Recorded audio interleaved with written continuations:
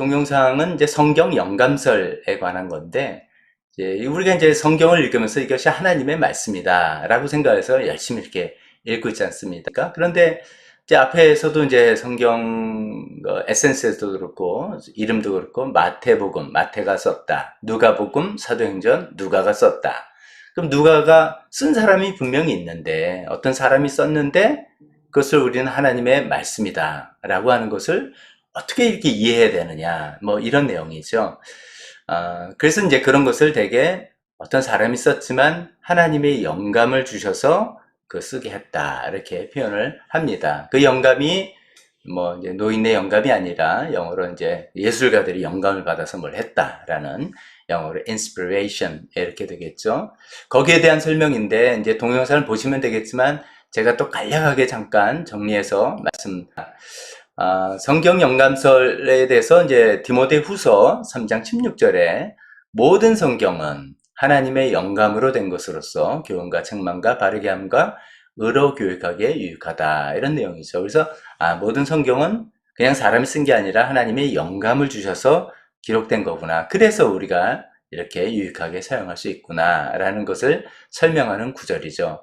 근데 이제 문제는 이제 하나님의 영감을 주셨다를 떠나 그 다음에는 하나님이 어떤 식으로 영감을 주셨냐, 얼마만큼 영감을 주셨냐, 이런 것에 대한 여러 견해가 있는 것들을 크게 세 가지로 나누는데 잠깐 설명해 보겠습니다.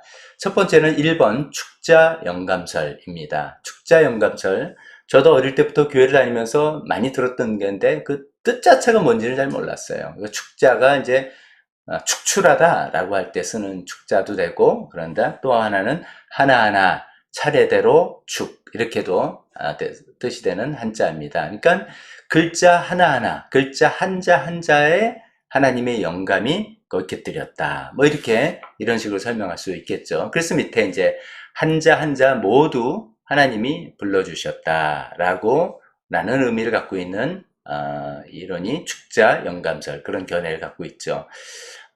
이것은 이제 쓰는 과정은 물론 인간이 썼지만 하나님이 전폭적으로 간섭하셔서 하나님이 원하시는 어떤 내용을 쓰기에 충분히 이렇게 충분히 전달되었다라고 이렇게 생각하면 좋겠습니다. 근데 이제 너무 이제 축제 영감설에 되면 약간 기계적인 영감설 이렇게 연결도 됩니다. 즉 인간의 의지나 개성이나 생각 이런 거는 배제되고 인간은 그냥 펜대처럼 도구가 되는 그런 것이냐까지 가면 굉장히 좀 곤란하죠.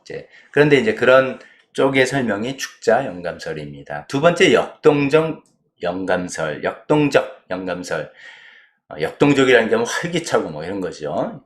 옛날에 우리나라가 이제 고요한 아침의 나라 이렇게 알려졌는데 요새는 다이내믹 코리아, 활기찬 나라, 역동적인 나라 이렇게 설명하는 것 같은데 이게 이제 역동적 영감설이라는 뜻이 좀 어렵습니다. 표현 자체가. 이게 역동적이라 된 것은 어떤 그 번역할 때 문자적으로 번역할 거냐, 아니면 약간 의역을 할 거냐, 할 때 의역을 했다라는 것을 다이내믹 번역 이렇게 표현합니다. 그런 데서 따온 표현입니다. 역동적 영감설 그 이야기 듣고는 참 이해하기 어려운데 이렇게 이해하시면 됩니다. 하나님께서 인간 저자에게 영감을 주셨는데 그것은 마치 이제 예술가가 어떤 영감이 떠올라서 작품을 만든 것 같은 정도라 이렇게 설명을 한 거죠. 그러니까 인간 저자에게 더 큰 방점을 두는 견해입니다.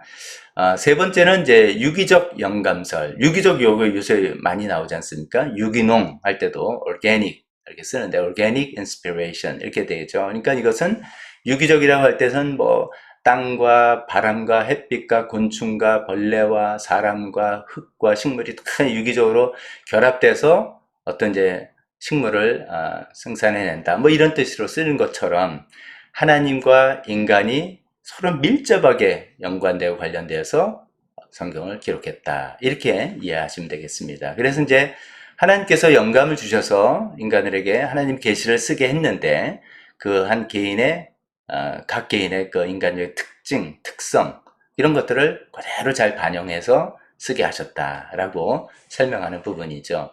이제 동영상 신학 펀치를 보시면 중간에 그림으로 잠깐 설명하는 부분이 나옵니다. 저는 그것이 참 도움이 된다 생각하는데, 카라바조라는 사람의 그림과 렘브란트라는 사람의 그림을 통해서 축자 영감과 영감설과 유기적 영감설을 대비해서 설명하는데, 그 설명이 좀 잘 이해가 되지 않나 이렇게 생각해 봅니다. 이런 이제 배경을 좀 가지고 동영상을 보시면 좀 그래도 좀 도움이 더 될 것 같다는 생각이 듭니다. 그동안 여러분 이제 성경이 하나님의 말씀이다라고 이해하고 또 성경을 읽고 믿고 왔는데, 여러분 이 세 가지 견해 중에 어떤 견해였는지 한번 또 생각해 보세요. 우리가 이제 편한 거는 그냥 하나님이 한번 말씀해 주세요. 그냥 십계명이 예를 들면 단적인 그런 예죠. 돌판에다 하나님 뜻이 그대로 100% 기록해 놓았으니까 그거는 이제 그야말로 축자 영감이라는 의미겠죠. 근데 대부분의 성경은 어쩌면 좀 유기적인 영감설 입장에서 우리가 볼 수 있지 않을까. 한 개개인의 인간, 그 시대의 고민, 그 사람의 성격, 그 쓰는 신학 이런 거를 하나님께서 영감으로 잘 어우려서 우리에게 하나님의 뜻을 계시해 줬다, 나타내 주신 그런 거라고 볼 수가 있습니다. 그냥 하나님 그냥 말씀하시지라고 하는 것도, 이제 저는 이제 유기적 영감설이 좀 맞지 않을까 생각을 하고 있는데, 이렇게 쓰시는 하나님의 방식을 우리가 잘 받아들여서 좀 어쩌면 복잡하지만 그래서 성경 저자의 생각과 시대도 이해해보고 그런 사람 쓰시는 하나님의 방식도 더 이해해보는 그런 방식으로 성경을 읽는 것이 하나님의 온전한 뜻을 우리가 이해하는 데 도움이 될 거라 믿습니다. 그 다음에 이제 또 덧붙여서 이런 이야기를 말씀드려 봅니다. 여러분 이런 표현 많이 들어보셨죠? 성경의 저자는 성령님이다. 사람이 아니라 결국은 성령님이다. 이게 이제 성령 영감서라고도 연결되는데, 그것을 좀 확대해서 설명하면 이렇게도 표현할 수 있습니다. 첫 번째 이제 기록. 우리가 좀 전에 다룬 게 그런 거죠. 성령 영감. 성령님께서 영감을 주셔서 기록하게 하셨다. 이렇게 설명하는데, 기록뿐만이 아닙니다. 그 단계뿐만이 아니라 선택의 부분도. 선택이란 건 뭐냐면 그 당시에 많은 이제 글들이 있는데 그 중에 무엇이 진짜로 하나님께서 영감을 주셔서 쓰신 글이냐, 아니 어떤 것은 그냥 인간들이 기록한 글이냐, 이런 것을 어떻게 구분하고 선택하느냐, 이것이 이제 그 다음 시간에 한번 소개해드릴 성경 정경화. 우리가 보통 성경은 66권이다 라고 하는 것을, 그 66권을 정경, 영어로 canon이라고 부릅니다. 근데 이제 많은 글들 중에서 이러이러한 성경이 우리가 좀 권위를 줄 수 있는 하나님의 말씀이다 라고 하는 과정을 정경화 과정이다 라고 합니다. 그래서 교회 많은 이제 회의를 통해서 이루어졌는데, 이제 그런 것을 선택하게 하는 과정도 성령님께서 깊이 개입하셨다 라고 생각하는 거죠.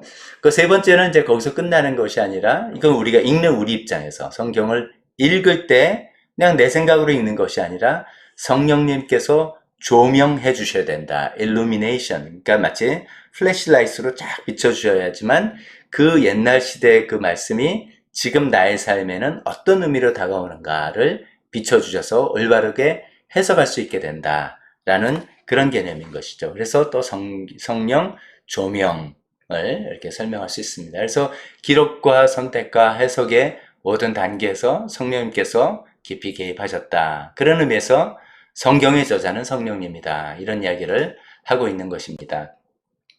자, 이제 우리가 성경을 읽을 때는 이렇게 성령님의 조명이 필요하겠죠. 그래서 기도하고 하나님 이 말씀을 통해서 저에게 하시고 싶은 하나님의 뜻을 알려주세요. 라고 기도하면서 읽는 것이 올바른 자세일 것입니다.